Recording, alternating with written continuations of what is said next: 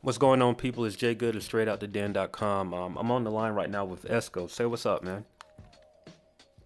Hey, what's up, y'all? What's up? Hey, cool, Let's man. go. Hey, first off, man, thanks for calling in. I do appreciate it. I know that you're busy, and just to take a little time out, man, it's really great. We do appreciate it. Um, First off, Definitely. yeah, no problem. Most of you may have first heard of Esco from me on. He was one of our tapes of the week for the before the tape drops. And a lot of people was excited about that project, man. Me in particular, I had some of my favorites off of the project. Legendary to me was that's my favorite record of yours so far. I'm a new fan, but Thank you. no Thank you no very much. no problem, man. And one of the things I really like about your music, you're real personal. And you really let it all out. You know what I mean? You don't kind of hold back. You tell people Sure. what's on your mind. And on that legendary record, I heard the line when you were talking about your mom not being around. And first off, first question, um, why title the project before the tape dropped? And the second question is, speaking on legendary, why are you so personal with your music? All right. Well, for the first thing, it's called Before the Tape Drops because I'm working on a bigger project. So this was kind of something to just hold people on to, to tour that project because I'm taking a lot of time with this. Like this project I'm working on is a whole new experience Okay. because usually I used to put out songs every week. Like, every week I put Mm, out a song. Sometimes I put out a song between a day. Like, I put out a song today, I put out a song tomorrow just because I felt like it. gotcha. But I decided to take my time with my, working on my songs and working on my project. So with these are most of the songs on there were songs I already had released. Mm, So I just, put them together, put a couple songs that I hadn't released and put it on the project and made a video and, put it out. So it all kind of went together gotcha. and I put that out. So that's why Before the Tape Drops. And as far as why my music is so personal, it's because personally I like music that relates to my situations in life. And I feel like music is supposed to be something that helps people feel better about different situations, or just make them like, oh, I can relate to that, or I know what that's like, or I've been in that situation. I feel like if you can reach people, if you're an artist that can reach people on a personal level, they will appreciate you and your art a little bit more than any other artist that just does the normal everyday thing. You Yeah. know what I'm saying? Yeah, no, I So agree. I agree with you that's 100%. so that's why I try to make my music personal. Gotcha. And now the record, In Due Time, I think for me, it was one of those records that resonated a lot because, for one, I recognize the samples, and I do production as well, so it's kind of, I have a different Oh, approach okay. to music. So when I hear certain things, it kind of I gravitate towards them depending on the music. Could you kind of go into detail about that record, the In Due Time record, and the meaning behind the record? Well, in due time, the way that track worked out was basically Emilio Rojas. Basically, that's a track that he did. Obviously, originally the track was Wu-Tang Clan Ice Cream, Mm-hmm. but he went on the track, and I'm not gonna say bullshit because I'm not really. I wouldn't say I'm the most knowledgeable person as far as hip hop music goes. I'm actually I would say kind of new to it because I didn't grow up here. So a lot of the music that people consider classics, I haven't heard. So Gotcha. I heard Ice Cream this year when I heard the Emilio Rojas version. So I listened to that and I checked out the original. I was like, wow, this is a really good song. And I decided to put my own touch on it because, when I hear an instrumental that I really like, what I try to do is I try to do a version of it, and I aim to top what this person did, or top Gotcha. what that person did. Gotcha. Now, So basically, no, go ahead. Go ahead. I went ahead, I recorded the track, It didn't hit me at first. It actually took me about 2 weeks. I didn't write anything to it. I was just listening to the beat, trying to figure out what to do with it. And then one day, it just hit me, and I started writing and hit the studio, recorded, and bam, that was it. Gotcha. Now, you said earlier that you wasn't born here. I know that you were born in Cameroon, right? Yeah. And being there, how was the someone born there to come here and be heavily influenced with hip hop? Like, where did your influences come from?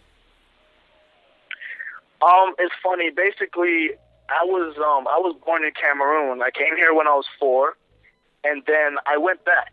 I went back when I was 10 because basically my dad felt like I started acting up, getting in trouble here and there. Because basically where I grew up is kind of, there's all types of things happening in different places, and different types of all types of trouble, and I was getting influenced by a lot of shit. Gotcha. So he sent me back, and while I was there, I had one of my cousins. He listened to a lot of rap music, and he was like the brother I never had. I was very misunderstood, and he was the only person that really seemed to understand where I was coming from. And he was a rapper himself, and I always wanted to be just like him. So I used to listen to all the albums he would bring back. The first album he ever got was the Carter One by Lil Wayne, and I used to listen to that a lot. I used to listen to because only mainstream music really made it back there. You know what I'm saying? Like Gotcha. only like the really marketed music would make it back there. So that's what I would listen to. Mm-hmm.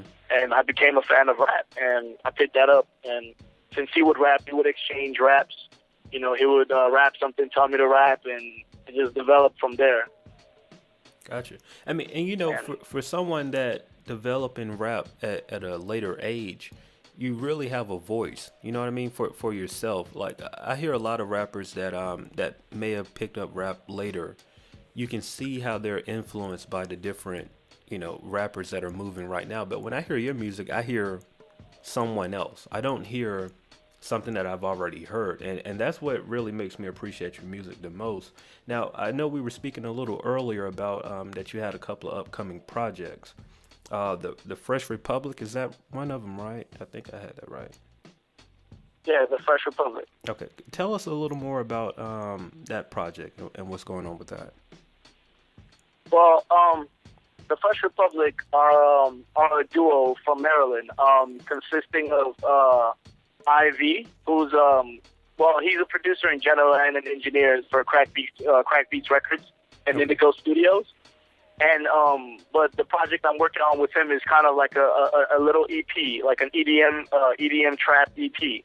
And it's something I wanted to do for fun because that music is really fun, and it's like, it knocks, and something you can really like bob your head to, dance to, and just get crazy and have fun. Mm-hmm. And like one thing I always wanted as far as my music was to never lose the fun aspect of music, because with the business and all the stuff involved in it, a lot of people lose that having fun aspects. So I decided to keep that and really have fun with that project. We're gonna start maybe 2 weeks, maybe a month, but that's a project to look out for. Another project with the Fresh Republic, because the Fresh Republic consists of 2 producers who are also engineers, and they make all kinds of music. I'm working on a project with Royale. We're still discussing things here and there, as far as time and production and all that stuff. So, but that's going to be a hip hop mixtape. I don't know how many songs, or whether it's an EP or a mixtape or an album, but it's something also to look forward to. Gotcha. And I have a project that I've been working on since the start of, pretty much since the ending of last year, like around December. Okay. And I'm still working on it till now. Now, is that going to be a full project? Yes, that's definitely going to be a full project. That's probably going to be my biggest project ever, because it's serious. Like, I've never taken a project as serious as I'm taking this one. Like, my other projects, I put songs together and I was like, all right, I like these songs, so I'm going to put this on this project. But this song, I'm writing with the intention of this is something that I really want to put, like, basically I look at it like Kendrick Lamar's Section 80 or Logic's Young Sinatra or something like that. That's how I look at it. Yeah, those are great projects to be inspired from. I'm actually just listening to you describe it. I'm waiting to hear that because just you named those two albums and it just took my mind just kind of went in all different directions, man. It was one other thing that I wanted to ask you, and it's a little story. I asked a lot of people as far as well rappers like how did their names come about, and I was reading up on your story. And if you can, just kind of go in a little detail about your name. I think it's a pretty cool story, and everyone else would probably enjoy it as well. I love telling this story because to me it's so funny. Basically, I always loved to read books, and one of my uncle, he got me this the comic strip of the Boondocks, like before it was on TV. Mm-hmm. He got me a comic strip of it. I love it. So I used to read it like all the time. I used to read it, and I used to really associate myself with Riley because it brings me back to my youth of growing up in where I lived, which was Castle Boulevard. That's in Maryland, and I grew up I grew up there, and it was kind of rough there. So I used to associate myself with that lifestyle, and pretty much I was reading through it. And there was this part that really got me because he said something and he was like, "Yo, I'm the streets. I'm Riley Escobar, a.k.a. J.R. Paper Stacks, a.k.a. Horse Choker," something like that. Yeah. And that part just stuck out to me for some weird reason, and it was so funny. So I saw the part that said Escobar. It just appealed to me because, at the same time, it represents the drug dealer, Pablo Escobar, and then it also represented Nas, Nasir Escobar, so that stuck out to me, and I don't, that was the first thing I just picked on because, Nas is one of the greatest, and I always, when I started rapping, I always wanted to be, the greatest, because I feel like if I'm doing something, I have to be extremely good at it, otherwise I'm wasting my time. Yeah, I agree. So that stuck out to me, and I just kept that, and I developed it because it was first Escobar with the way Nas was, and then I didn't want people to see me and think I was trying to be like Nas or compare to Nas or anything like that. So I made some modifications. I think the year before last, I dropped the bars so it could just be Ezko, Gotcha. And that's what I'm running with right now. That's a cool story, man. Like I was reading up on it, and I was like, man, yeah, I gotta hear his perspective from it, because you read sometimes, and it's like, no, there's some more details in there that he's not sharing with everybody. So I do appreciate you telling that story. Yeah. Hey, once again, I appreciate telling it. No problem, man. It's J.Good of Str8OutDaDen.com. I'm on the line with Ezko, formerly Escobars, and you can rewind back if you want to hear the story. We've been on the line right now talking, and he has a couple of projects that's coming out. The first one is going to be the joint project with the Fresh Republic. The full project that you're doing yourself, have you gave it a title yet, or is it still like a work in progress? The problem with that has been I've had about 3 different titles since I started the project, and I just decided that if I'm not gonna stick with a title, I'm just gonna hold off on a title until I have something that I'm certain of.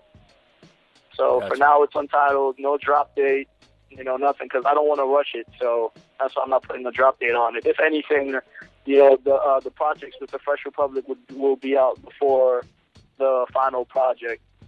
Okay, cool. Hey, well, I do appreciate you taking the time out to talk with us.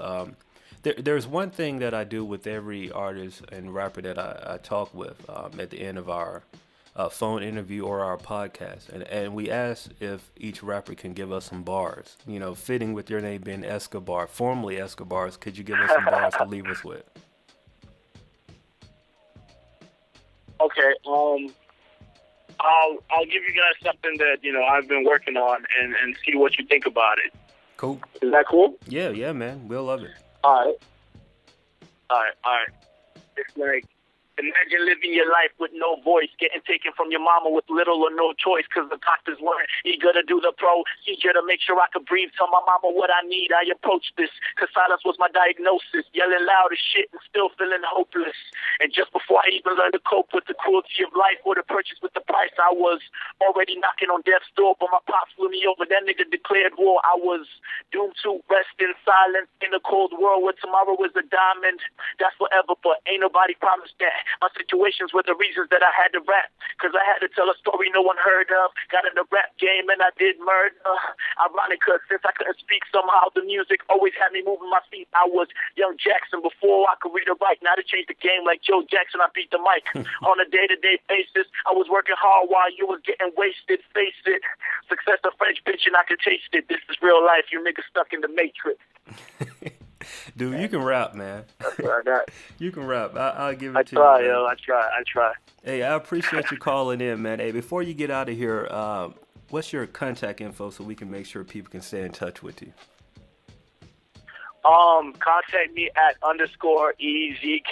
That's E for elephant, Z for Zeppelin, K as in okay, and O as in okay.